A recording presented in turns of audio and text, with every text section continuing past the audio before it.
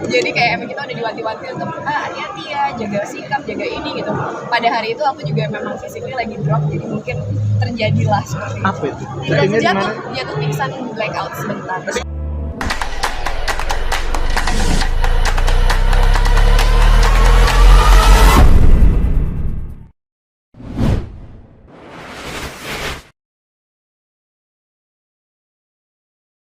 Mas dulu yang pertama, gimana nih akhirnya setelah menanti lama KKN akhirnya gala premier malam hari ini.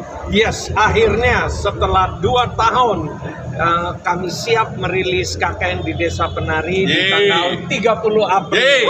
Ya, tapi juga ada sneak preview 28 April ini dan kami akhirnya setelah berapa PHP terus, netizen udah komplain terus, nggak mau nonton, akhirnya positif, mereka juga itu namanya benci tapi cinta ya. Dan saya bersyukur hari ini gala primernya dan kita mau rilis minggu depan. Ya, ini tanda-tanda yang positif dan timingnya juga sangat bagus ya, hari Lebaran ya, tepat momentum liburannya panjang ya, mudah-mudahan semua ada hikmahnya setelah 2 tahun mundur dan akhirnya baik. Perbedaan signifikannya apa tuh? Yang uncut, versi uncut dan yang non uncut? Oke. Selain durasi tentu Iya, saja. pasti. Durasinya beda sekitar 8 menit. Uncut dan cut bedanya ini. Jadi netizen fans KKN di Desa Penari yang dari Twitternya, fans Twitter, fans YouTube, fans buku, mereka komen adegan tapak tilas khususnya ya dan lain-lain itu jangan dibuang. Biasa kan film nggak berani expose adegan itu. Jadi kami di sini mikir kalau kami taruh adegan yang khususnya yang di tapak tilas itu harus 17 tahun ke atas. Nanti gimana penonton yang umur 13 atau kadang 10-11 tahun yang berani nonton juga dengan bimbingan orang tua, mereka mau nontonnya nggak ada pilihan. Dan itu jadi berat. Jadi kami mempunyai strategi. Saya berpikir gimana nih bikin 2 versi. Ya, di sana kita ngomong sama LSM Badan Sensor Film dan mereka pertama bilang kami tidak pernah lakukan 2 film serentak, kalau mau angkatnya nanti. Saya bilang nggak bisa Pak, kalau kita masukin cut version fans kecewa. Jadi strateginya 2 supaya ada pilihan. Jadi ini menarik sekali. Ada beberapa bioskop yang mau tayangkan 2 versi, ada bioskop yang milih 1 versi. Nah ini jadi pilihan bioskop kan tiap daerah punya market dan tahu maunya apa. Jadi itu strategi kami, itu pemikiran kami. Jadi itu extra cost dari MD. Tapi saya pikir udahlah waktunya saya pengen cukup bikin fansnya happy dan masyarakat yang sisa penonton yang ada kesempatan bisa nonton juga. Bedanya berapa menit nih Pak antara yang uncut dan yang cut? 8 menit, lumayan.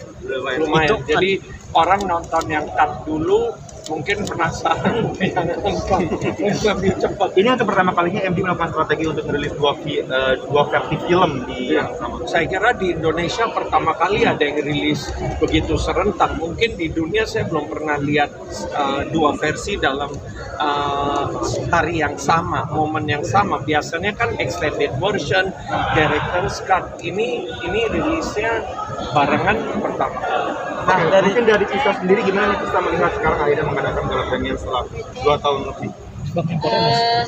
Deg-degan sih, nggak salah banget, soalnya aku tuh ibarat kayak bukan sebagai pemain aja tapi sebagai netizen nih yang nungguin KKN kapan sih tayang gitu. Akhirnya dikasih kesempatan tayang, bersyukur banget. Semoga ekspektasi para pembaca ya di awal pada tahun 2019 dulu itu bisa tersampaikan sih, mudah-mudahan. Bisa dibilang kan ini film mistis ya, film horor.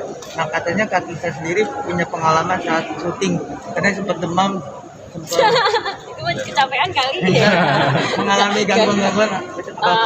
Kayaknya aku rasa di syuting film KKN di Desa Penari bukan cuma aku doang sih yang kena pengaruh si mistisnya, tapi ada Kak Dinda juga ya.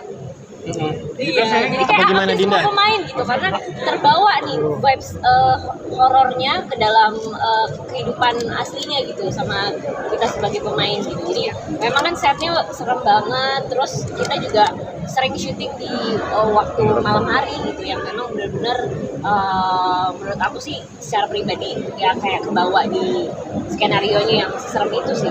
Kalau Dinda gimana? Pengalaman mistisnya di sana, Apa yang dirasain mungkin dari Kak Tisa sama Kak Aditya Thomas mungkin. Boleh di-sharing? Dinda. Senang. Gimana? Widya. Ya, tapi Bisnisnya. benar sih kayaknya emang semua talent nih katanya di Desa Penari pasti merasakan hal mistis sama seperti Pak Prabu ya kan? Oh ya? Pak Prabu merasakan Saya yang juga membawa kan? mistisnya. Ya, waktu itu emang ada kejadian aku sempat ada blackout sedikit jatuh gitu mungkin karena kecapean juga tapi kita juga sedang syuting di area yang cukup berbahaya ya waktu itu dan adegannya juga cukup seram Zona jadi merah. zona merahnya daerah sana jadi kayak emang kita udah diwanti-wanti untuk hati-hati ya jaga sikap jaga ini gitu pada hari itu aku juga memang fisiknya lagi drop jadi mungkin terjadilah seperti itu. Apa itu? Jatuh pingsan blackout sebentar Sangat menjiwai karakter. Itu karena kecapean atau karena pengaruh aja itu? katanya Ya karena aktingnya memang bagus aja, Mas. Tapi yang pertama kalinya mengalami mistis dari Kak Aditya sendiri apa seperti apa? iya sih kayaknya ya pertama kali waktu itu juga sempat ada beberapa kali di lokasi kayak lampu jatuh lampunya gelantungan kayak goyang-goyang tapi itu kayaknya masih normal ya kayaknya Kalau dari Kak Tisa sendiri seperti apa mungkin mengalaminya apa? Boleh di-sharing? Mengalaminya benar-benar justru bukan pada saat proses syutingnya sih tapi ketika udah selesai syuting pas di hotel itu aku sempat mungkin ada kecapean juga ngomong sendiri nggak jelas halu nigo kalau kata orang kata-kata orang sekitar. Ini jagoan. Satu bait dong. Satu Bang Fajar, bait dong. porsi komedinya kan minim tadi itu ya? Itu dari naskahnya atau emang Bang Fajar sendiri? Karena memang asik banget timbang pas udah nanya. Akhirnya ada yang nanya ya.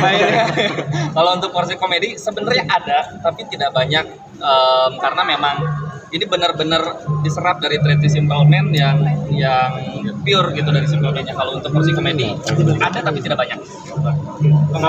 Pak Manos ini syutingnya berapa lama dan gimana aja Pak Manos untuk daerah-daerah mistisnya itu? Daerah-daerah mistisnya kita syuting di daerah sekitar Jogja dan syuting production days-nya lebih dari 40 hari, syuting days-nya sekitar 34 hari ya kurang lebih dan banyak challenging yang challenge-nya cukup besar sampai setnya lengser lah, hujan waktu itu, tumbang banyak kan kita di hutan sewa lokasinya tuh kita bangun set di hutan itu yang jadi challenging juga.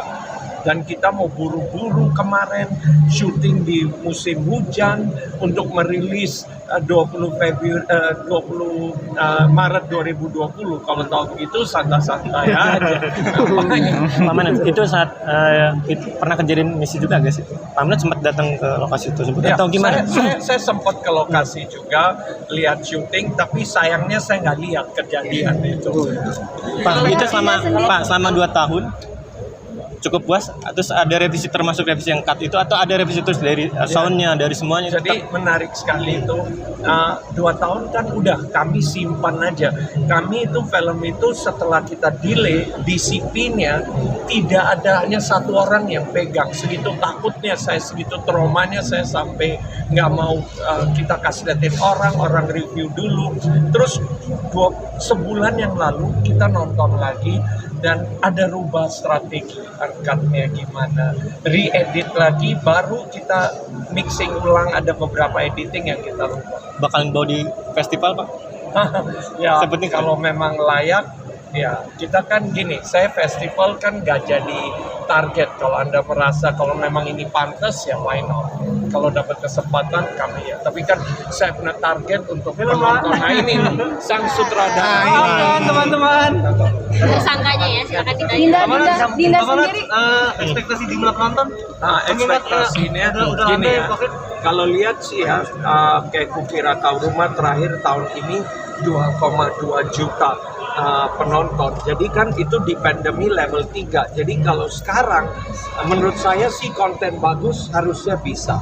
Ya, ini kan kita nggak tahu posisinya kayak apa. Ada beberapa film juga, ada film barat, jadi ada 4 film besar di sini.